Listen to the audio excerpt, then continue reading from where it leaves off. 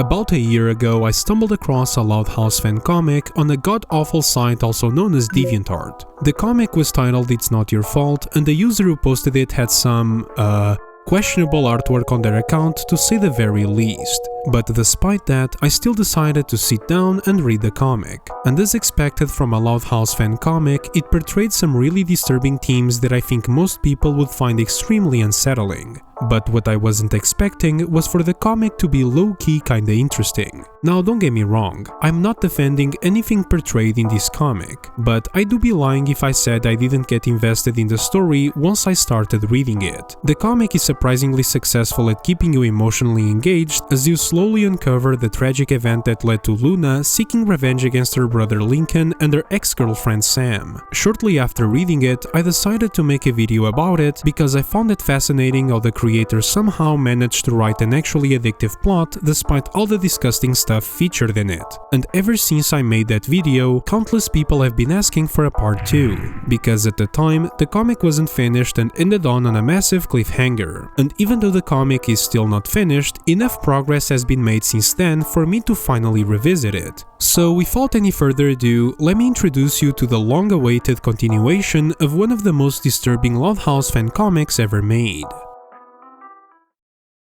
Now, since it's been so long since my first video, I think it's best to do a quick recap of what happened in Chapter 1 so we can jump headfirst into Chapter 2. However, I will leave a timestamp on the screen in case you want to skip it altogether and just go straight to Chapter 2. The comic takes place in the future, where the Loud House characters are significantly older than they are in the show. It's Christmas time, and Luna wants to reunite with her family after 11 long years apart. However, when she arrives at the Loud family house, she hesitates to enter because she's haunted by the regretful decisions she made years ago. This causes Luna to have a panic attack, and she ends up visiting her old school to relive happier memories, from back when she was together with Sam and their relationship with her family wasn't completely destroyed. It's here that the comic reveals the main conflict between Luna, Sam and Lincoln that happened 11 years earlier. Luna and Sam were dating, and they were preparing for a big concert called the Rock Parade. They wanted to perform as a band to launch their music careers, so one of their band members secretly signed them up for the event. But this turned out to be a very bad idea. The pressure of writing new songs for the concert combined with final exams caused Luna to become extremely stressed out, eventually leading to an argument with Sam.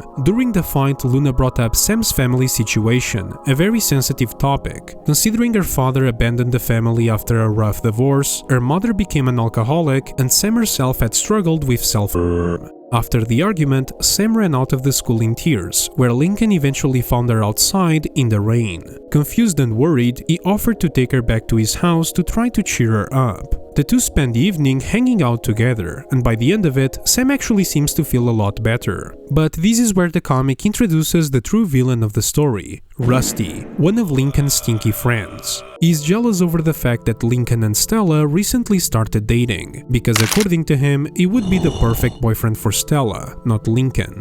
So he decides to do the most rational thing someone could possibly do in this situation. Take an out-of-context picture of Sam having fun with Lincoln, Photoshop it to make it look like they were kissing, and send it to everyone of their school. Needless to say, Luna completely loses her shit after seeing the fake image and lashes out at both Sam and Lincoln, and things only get worse from there. Because the entire school saw the edited photo, Sam basically starts getting the EDP and Dr. Disrespect treatment, being labeled a pedophile, and the rest to the point where she stopped showing up to school completely, and shortly after that, she disappeared altogether. Meanwhile, Lincoln isn't doing much better. He spends most of his days locked in his bedroom, depressed over the fact that Luna refuses to speak to him and that Sam has gone missing. But one night, he receives a message from an unknown number, telling him to meet someone at the school after classes. That person ends up being Sam, and while under the influence of alcohol, Sam ends up doing something to Lincoln without his consent. You probably know what I mean.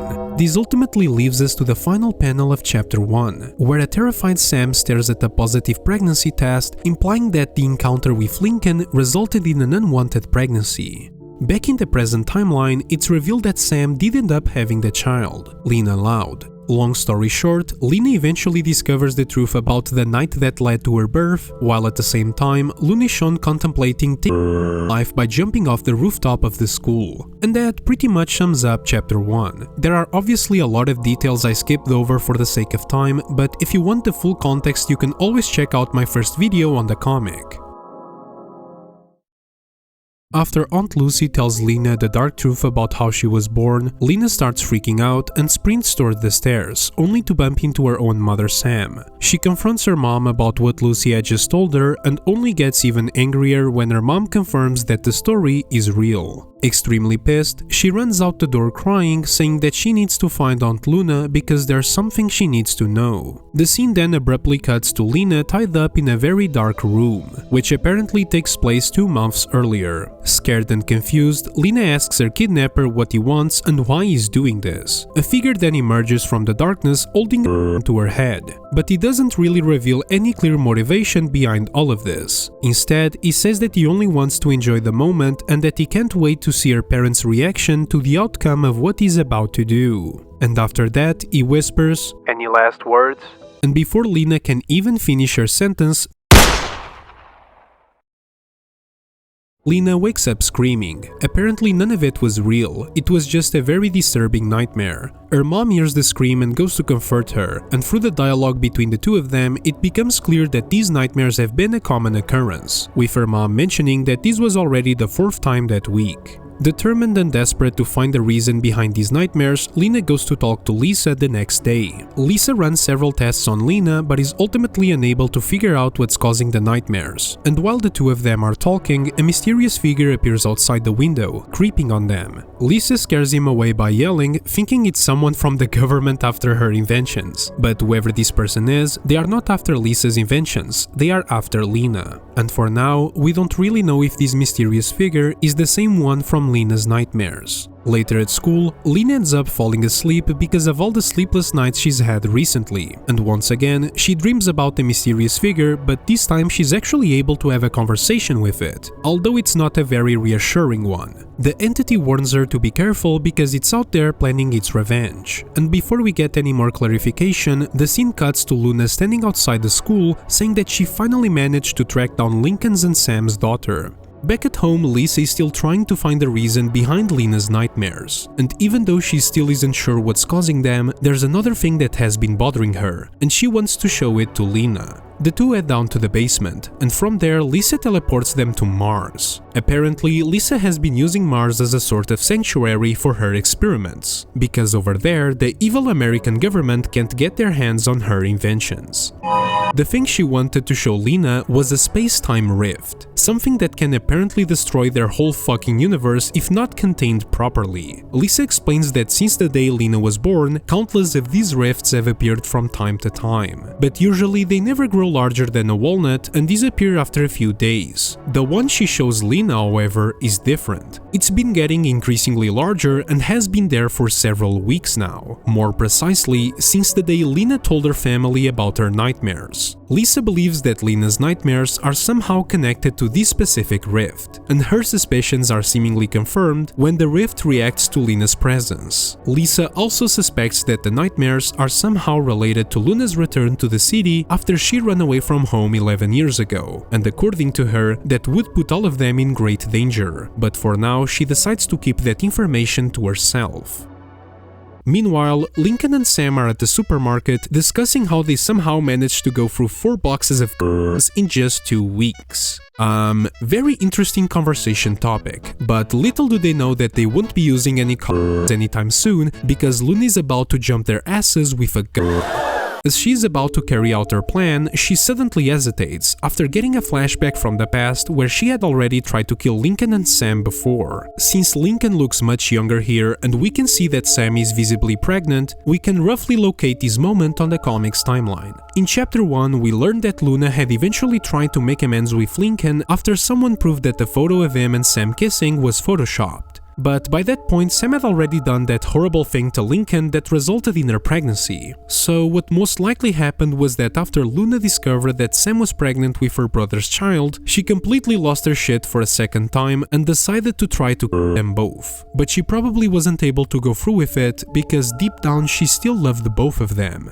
Luna suddenly finds herself in a dark place, accompanied by someone wearing a dark hoodie, the same entity from Lena's nightmares. Through the dialogue between the two of them, it becomes clear that they are working together on a mission to kill both Lena and her parents. The person behind the cloak is revealed to be Simon, who you most likely don't even remember. Simon is Sam's brother and was only briefly mentioned twice in chapter 1. The reason why he's teaming up with Luna to take down his own sister is not revealed, with him only stating that the birth of Lena destroyed his life. Simon is also apparently not from the same reality as Luna and the others, as he mentions that he's trying to breach into their reality by giving Lena those nightmares, and according to him, it seems like he's getting very close to achieving that goal. Luna snaps back to reality, but by the time her conversation with Simon ends, Lincoln and Sam are already gone. But it's no problem, she already has another plan in mind. The scene momentarily shifts back to the present, where Luna is standing on the ledge of the school's rooftop. As she is about to jump, Lena suddenly appears and tries to stop her. Luna was about to because she was being consumed by the guilt of all the pain she had caused Lena, Lincoln and Sam over the last few months. Lena, however, tries to change her mind by reminding her of all the great moments they shared during the short time they spent together. Once again, we are brought back to the past, but this time just 1 month before the present. Lena is sitting next to a tree, struggling to write a new song for the school's winter event, when she suddenly hears an amazing melody coming from behind one of the trees. The person playing this melody is none other than Luna, who introduces herself as a music traveler and offers to teach Lena how to improve her guitar skills. This was all part of Luna's new plan. She wanted to gain Lena's trust through one of her favorite hobbies, and once Luna had gained that trust, she would convince Lena to take her back home. From there, she would kill her parents right in front of her, and this would cause Lena's mind to break, which would allow Simon to enter their reality. And so, for the next few weeks, Luna waits for Lena to leave school so they can practice together at the park. Initially, she hated spending time with the daughter of the two people she hated most in the world. But as time went on, that feeling of discomfort slowly started to disappear. Luna began taking genuine joy in seeing how much progress Lena was making in such a short amount of time. And not only that, but Lena reminded Luna of both Sam and a younger version of herself back when she was first learning music. This bond she had formed with Lena was conflicting with the feelings of hatred she initially had toward her. All the hate she had built up over the years was suddenly disappearing just from spending a few weeks with Lena, and afraid that this bond might eventually overtake her mind and compromise the plan she had made with Simon, she decides that she needs to take action immediately. But before we see what Luna decided to do, the comic goes even further back into the past, more precisely 12 years ago, just a few days after Sam discovered that she was pregnant. She was basically clueless about what to do. She had run away from home and there was no one she could rely on. Well, except for one person. Night falls and Sam decides to go meet up with Lincoln at his house. She throws a small rock at his window to get his attention, and shortly afterward, he comes outside to talk to her. He invites Sam into the house so she can take a shower, and I'm gonna stop talking about the comic here because the next 20 pages portray Lincoln and Sam engaging in some very peculiar activities. Not only would YouTube completely obliterate my channel, but I also refuse to read those pages because they are generally disgusting. These pages kinda made me lose some of the respect I had for the comic, and I'm using the term respect very loosely here, because up until this point I did kinda respect the comic in the sense that it managed to portray disturbing themes without needing to be graphic. For example, in chapter 1 there's no visual depiction of what Sam does to Lincoln at school. The comic is able to imply what happened without actually showing it, which is good because I really don't want to see it. In here, however, it's just straight up.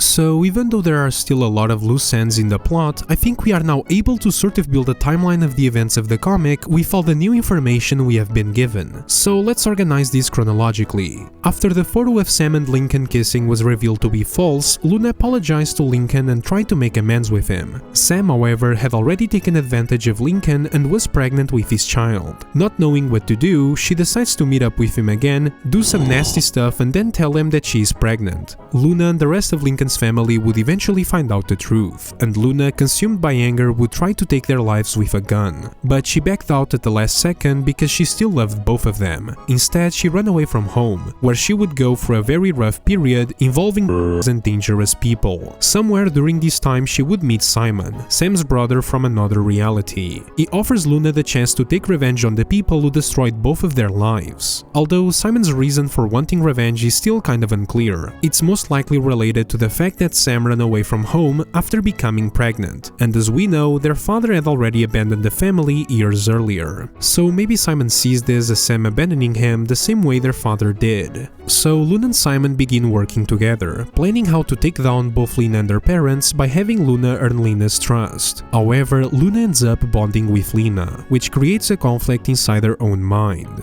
Part of Lena wants Lena dead, but another part generally enjoys her company. Lena realizes that the more time she spends with Lena, the more attached she's becoming to her, so she decides to go through with the plan before she doesn't have the courage to do so. She most likely attempts to kill Sam and Lincoln in front of Lena, but just like last time, her emotions prevent her from going through with it. This then brings us to the present day of the story. Lena returns home for Christmas to reunite with her family, but her regrets catch up with her at the last second.